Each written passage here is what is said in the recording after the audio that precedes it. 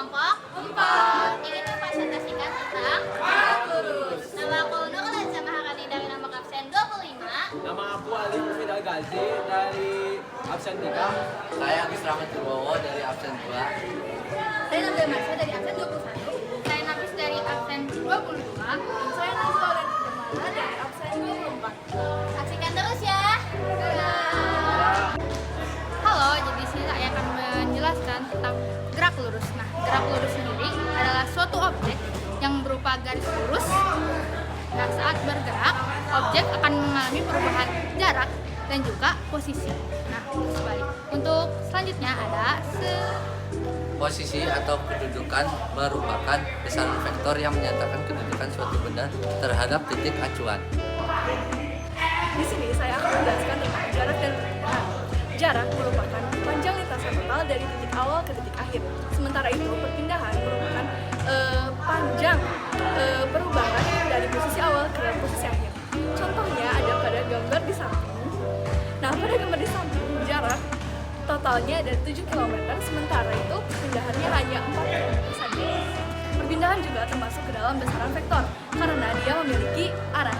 Sementara itu, jarak termasuk ke dalam besaran skalar, karena dia tidak memiliki jarak. Kecepatan rata-rata dan kelajuan rata-rata. Kecepatan rata-rata V didefinisikan sebagai perpindahan yang ditempuh terhadap waktu.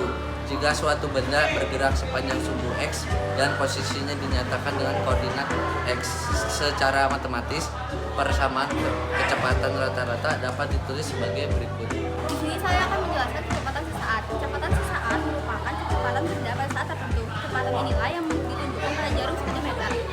Kecepatan sesaat pada waktu tertentu adalah kecepatan rata-rata selama selang waktu yang sangat kecil mendekati 0. Kecepatan sesaat dinyatakan oleh persamaan. Baik semuanya, di sini saya akan menjelaskan perbedaan antara GLBB dan GLB. Yang pertama adalah GLB. Besar kecepatan benda selalu sama, sehingga percepatan sama dengan 0. Sementara GLBB, besar kecepatan bendanya selalu berubah secara teratur setiap detik, sehingga percepatan bisa bernilai positif ataupun negatif, bergantung pada jenis geraknya. Apa itu gerak jatuh bebas dan contohnya?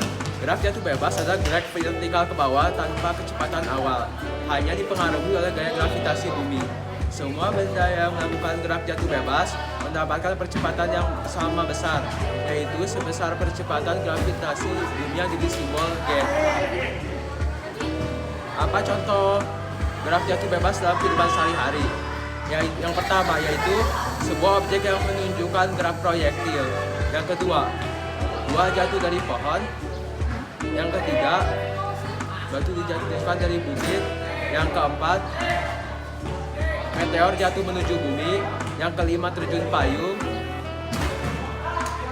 Dan yang keenam, roket yang hendak meluncur ke angkasa dan kemudian mendarat secara emergensi. Apa itu gerak vertikal ke atas? Gerak vertikal ke atas adalah gerak suatu benda yang dilempar tegak lurus ke atas dengan kecepatan awal tertentu. Benda pada setiap kedudukannya selalu mengalami percepatan tetap, yaitu percepatan gravitasi yang selalu berarah ke bawah. Contoh dari gerak vertikal ke atas. Yang pertama, bola yang dilempar ke atas kemudian jatuh ke bawah. Yang kedua, buah jatuh dari pohonnya. Yang ketiga, roket yang hendak meluncur ke angkasa dan kemudian mendarat secara emergensi. Itu sekian dari saya, terima kasih. Lanjut pada materi GLBB vertikal ke bawah. Gerak vertikal ke bawah adalah gerak yang menuju pusat bumi. Gerak ini memiliki kecepatan awal dan percepatannya adalah gravitasi bumi dan dapat dihitung dengan nomor seperti berikut. Dengan F merupakan kecepatan akhir yang satuannya meter per sekon dan FO merupakan kecepatan awal yang satuannya meter per sekon, juga gravitasi yang disimbolkan oleh huruf G dan satuannya meter per second kuadrat, juga H yaitu perpindahannya, satuannya meter, dan terakhir T waktu yang satuannya second. Untuk contoh soal akan diberikan setelah ini. Yang berikut merupakan penyelesaian soal ini. Di sini saya akan membahas percepatan. Percepatan adalah perubahan kecepatan dan arah dalam selang waktu tertentu. Percepatan merupakan benda dalam selang waktu tertentu. Percepatan berharga negatif jika kecepatan suatu benda berkurang dalam selang waktu tertentu. Sebuah benda yang kecepatannya berubah setiap satuan dikatakan mengalami percepatan.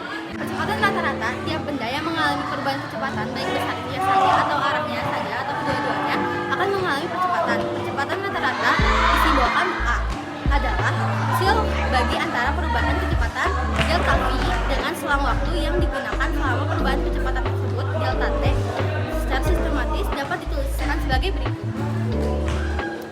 Di sini ada percepatan sesaat. Percepatan sesaat adalah perubahan kecepatan dalam waktu yang sangat singkat. Seperti halnya menghitung kecepatan sesaat untuk menghitung percepatan sesaat kita perlu mengukur perubahan kecepatan dalam selang waktu singkat, yaitu mendekati 0. Secara sistematis dapat ditulis sebagai berikut. Sekian dari kami kelompok 4. Kami tutup. Mohon maaf apabila ada kesalahan kata dan kekurangan. Wassalamualaikum